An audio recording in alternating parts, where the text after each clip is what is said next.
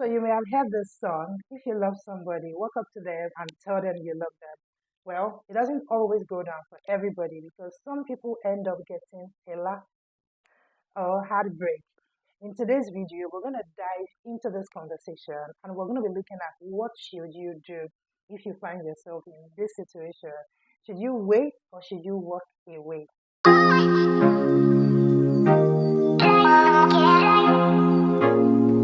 Hey guys, it's been a while. Welcome back to my channel. If you're a new subscriber, you are welcome. And for all you oldies, I see you, I love you, and thank you for sticking with me all along. Today, we're going to be having a very interesting conversation. When the one you love doesn't love you right back, now what do you do? There is this rave or gist that there is scarcity of people. And even when you eventually find the one that you love, it can be heartbreaking to realize that this person does not love you back or doesn't want to settle down with you. Now, I'm going to explain the context through which I'm looking at this conversation today. I am looking at it from a place of you loving someone to the extent that you want to get married to them, like you want to settle down into a stable and thriving marriage. Yes, that's the kind of conversation we are having today. So, what do you do when the person you love doesn't love you right back? It can be painful. I have personally not experienced it, but I have worked with people who have collected serious either a guy or a lady. The first thing is you want to understand that it is not about you. Yes, it is not about you because we are different people from different nations. And what you love may not necessarily be what the other person loves. Here's what I mean. So you like a guy who you feel like is the ideal guy for you. But the guy has his own metrics through which he is measuring the vibes that you are giving him. And in his opinion, you don't match or fit in perfectly. For some people, you are very, very close and they feel like, let's just remain friends. Let's not take it to the next level. For some people, they feel like it is the sins of their past that is coming to haunt them now.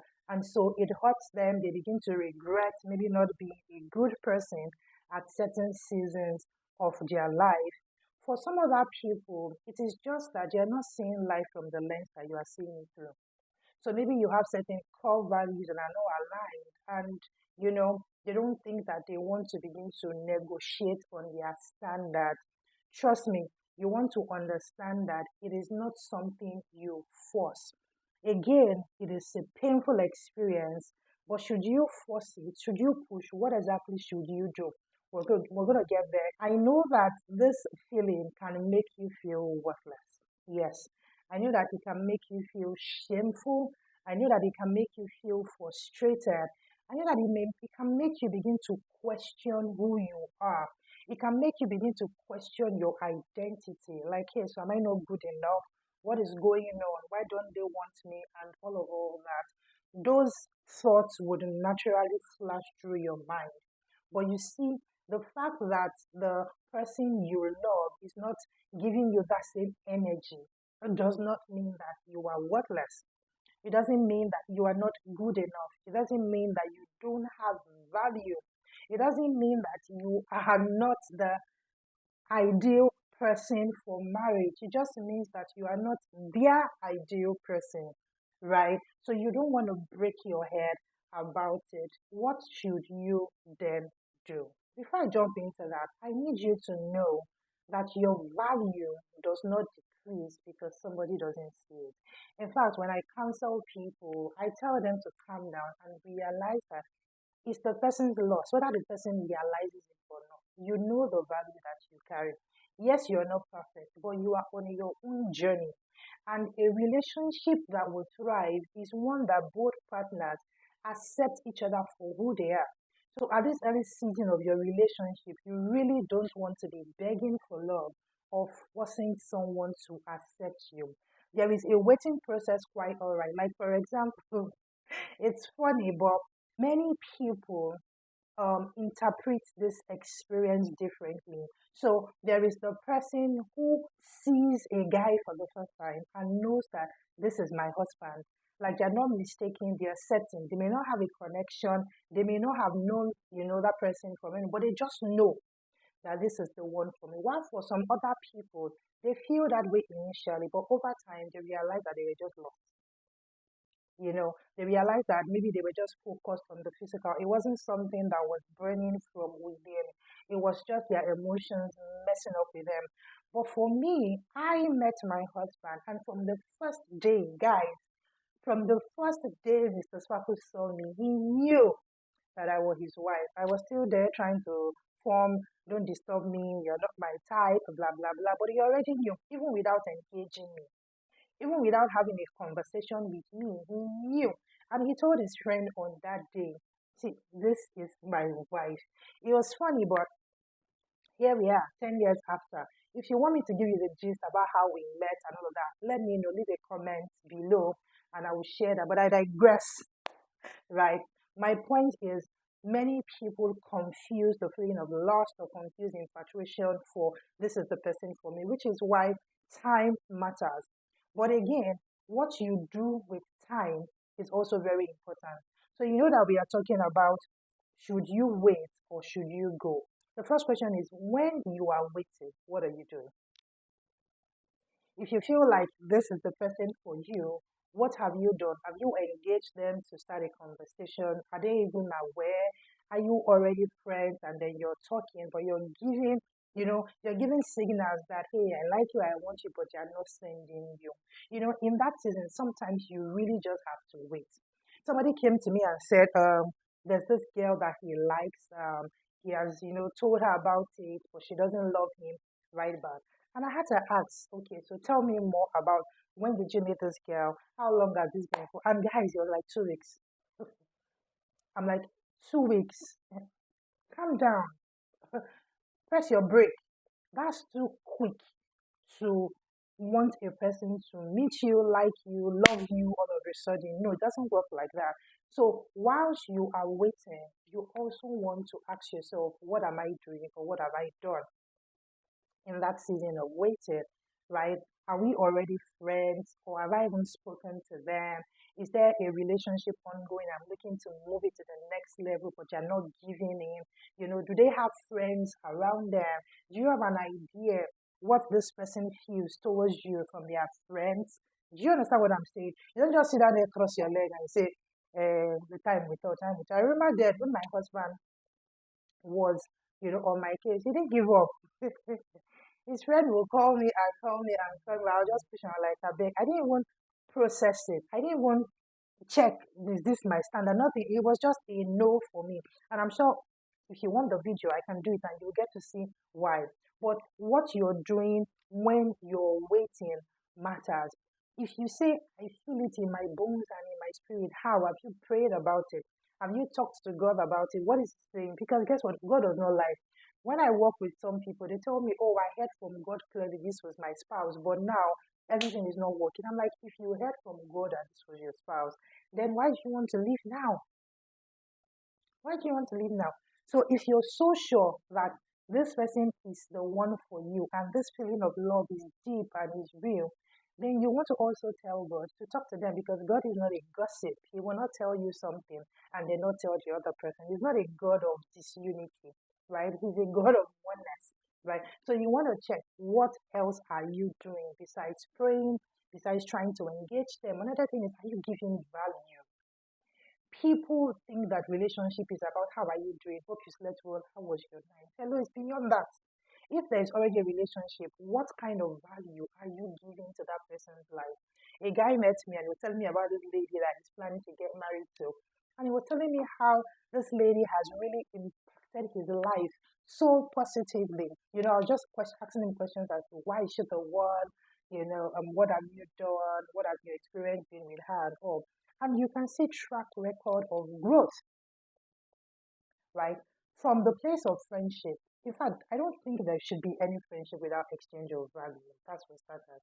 So, are you guys friends? Are you giving value? Are you really checking on them? Or do they just feel like you are just around them for what you can get and not really what you're willing to give? These are important things that you need to look into. Okay? If you are trying to ask me, okay, Mrs. Sparkles, I've done all of that and I'm waiting, nothing. How long have you waited? 3 months, 6 months. I'm not gonna tell you that I I know for sure that you should wait for 6 months, or I know for sure that you should wait for 9 months. But one thing I know is if you're in tune with yourself, you would know when to pack your bag and get out. Beyond those questions that I've asked you, beyond this conversation, and one of the things that really helped me then when I was trying to make a decision to marry my husband, beyond my prayers, my personal convictions, I had wise counsel around me. See, you'll be doing yourself a disservice if you're running a relationship without having wise counsel around you. Like both from your close friends that you know that they have correct standard, not people that they don't have sense, not rubbish kind of counsel. People who have gone ahead of you, your mentors, your coaches, you want to run certain things by them because many times they see what you're not seeing, right?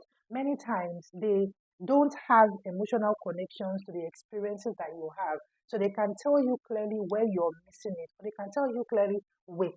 They can tell you clearly, be patient. So you need to also have these sort of people in your life. Now that we have talked about what to do while you're waiting, let's not assume that you've done everything. But this guy does not send you, he's not looking at you, he's not seeing you, he has literally packed your love and threw it right back at you. What do you do?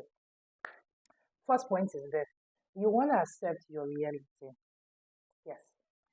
You want to accept your reality of a one sided affection. Don't live in denial. The only person that you cannot lie to is yourself.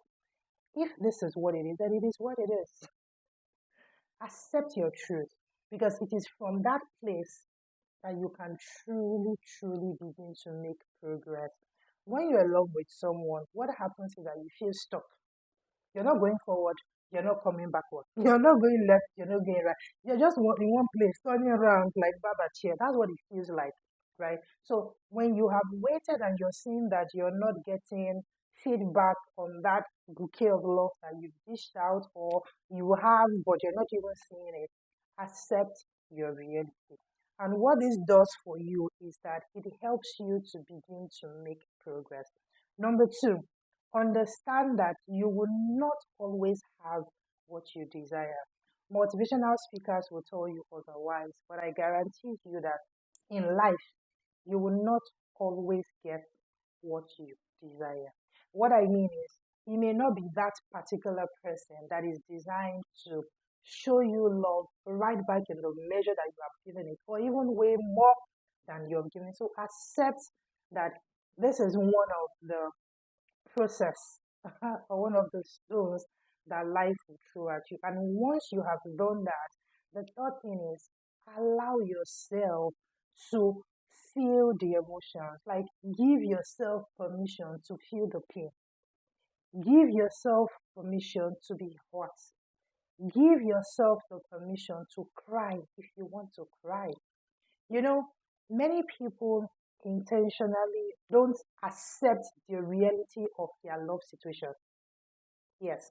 So you're heartbroken, but you form stronger. Which is why I started by saying accept the scenario, accept the situation. Feel it, feel the feeling. That is the way you get to move past it. If you wake up every morning and then you have to cry and then you have to think, feel it. And as you begin to feel it, you begin to release yourself off that bondage that you've been in. That's it's either him or her or nothing else. You begin to relieve yourself of that. So give yourself the permission to feel those emotions, the pain, the hurt. There's no need lying. There's no need telling your friends, hey, no pain, you know what? In pain, you say it. This thing pain me, sure. Like this guy did this thing to me, I don't get it. This girl did this, I don't get it. In pain, you feel that feeling. And as you begin to do that, you begin to realize that day one, day two, day three, there is no other option. This is what we have. We have to move on. So what you do next, begin to focus on other aspects of your life. I tell people there are 12 core aspects of your life, and relationship or marriage is just one part of it. So you cannot hang your entire life because there is one aspect that is dragging you back. So hey, focus on your goals. What are those things that make you happy? What are those hobbies that you engage in that gives you joy? Is it hitting the gym frequently? Is it hanging out with your guys? Is it pursuing a purpose, a project? What is that thing that gives you joy? Dust your shoes, carry yourself, and begin to focus on that. Because you have accepted and felt that emotion, you have given yourself liberty to begin to engage in other things that gives you joy.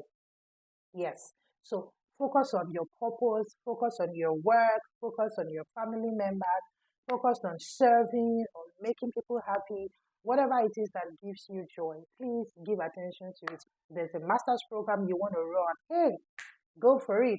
The certification you have to do and you've been procrastinating because you were thinking that once I just hit this guy or girl, we will just be planning marriage, let this thing wait. Well, now you have seen that that's not happening. I'm sorry, but this is the reality and you cannot continue to lie to yourself. Okay? So you want to have a very stable social life. You want to have a strong network of relationships that are going on with you. The next thing is please lean on the support system. Don't push people away. Some of you have the habit of pushing people away when you're in pain. It is not a good thing. Life is not meant to be lived alone. Accept the support that your close friends, your family members have to offer you and learn to lean on them. If they want to be there for you, allow them to be there for you. Don't push them away. Don't want to. I know that sometimes you want to look at yourself and cry, but for how long? Right? Enjoy the companion and the benefit of great relationships that you have in your network. Very, very important. The next thing you want to do is, and this would not happen overnight. All of the things I'm saying is a step by step process. And it may take you days, it may take you weeks, it may take you months, but trust the process. Yes, trust the process. And if you feel like the person's IG page, the person's WhatsApp stories, the person's tweets, any of all of this is not helping you to make progress, see, there's a reason why you have the block button, the unfollow button. Use it.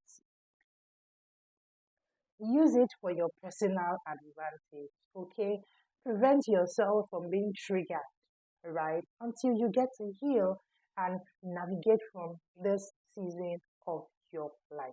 The second to the last point is you want to disassociate yourself from that experience. What do I mean? Many times when we go through pain, we are not able to see the purpose of the pain in the moment that we experience the pain. I'll say it again. Many times when we go through pain, it is impossible to see the purpose of the pain in the minutes that we are experiencing that pain. One of the ways you heal is to separate yourself from what has happened and look from a different lens to see what are the learnings that I can pick from this experience. What has worked in my favor by not going ahead with this? No matter how you want to think about it, there are certain things that you would have learned. You would have built resilience, you would have learned how to navigate pain. And then maybe some months later, you may even realize that this wasn't the person for you. Maybe some months later, you realize that this person is wayward, this person sleeps with everything in skirt. You may realize that this person is really not your ideal partner. But you were carried over by your emotions, you were carried over by your fear, and you may be the one singing hallelujah somewhere else because you have been redeemed from that experience. Do you get what I'm trying to say? So separate yourself and look on the bright side. What's the bright side? It means that there is someone out there who's waiting and praying and cannot wait to meet you, fall in love with you, shower you with so much love, much more than you were willing to give anyone, and just hold your hand and walk with you side by side to do life. Yes, that's what it means because your partner is in existence. He or she is somewhere praying as well to also meet you. And that day will come. See, the waiting season is long. When you actually get married, you realize that to this marriage, you are inside here for life. So I told single people, calm down, chill. Into this marriage, you will enter. You will enter, you will enjoy it. Well, right where you are right now, don't be in a rush. So look at this scenario and begin to pick out things that you've learned from it. Some people gain, relationships from that pain. In the bid to navigate from that pain, some people find a new project. Some people find their purpose. Some people find a new business idea. There's so many things that come out of pain. But if you're not able to separate yourself from it, you would not see it. And the last point is build resilience. Build resilience. This experience does not mean your life has come to an end. There's a beautiful love story out there that is waiting for you. And I'm so super sure that you would find your own love pretty soon. So please, please, please don't dwell so much in the situation. Try all of all these steps and see how best you can navigate. Remember that our conversation today is should I wait or should I move on? And I've tried to make you see what you can do if you're deciding to wait. And then when waiting is not making any sense, that you just have to pack your things and move on. I've also tried to share with you how you can move on because it's not always easy, but I bet you it is possible. I have experienced a heartbreak before.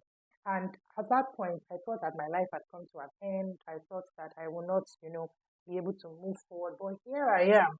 Looking back at the scenario, I'm so glad I had that experience because today I'm enjoying the love of my life. And this can also be your story too. Now, if you watched up till this point and you have learned one thing or two, please go right to the comment section and let me know what exactly you took from it and how this video has helped you. If at this point in time you're not yet subscribed to my channel, what are you waiting for? This is the time to click that button, subscribe to the channel, share this video with people who you know are in this season, who are loving somebody or who is loving somebody that doesn't love them right back. Turn on the notification bell so that my next video would come right to your phone and you'll be the first person to watch it. I'm so glad that you took time to watch this and I cannot wait to read from you. Until next time, I am MrzSparkles and I look forward to seeing you in the next episode. Bye.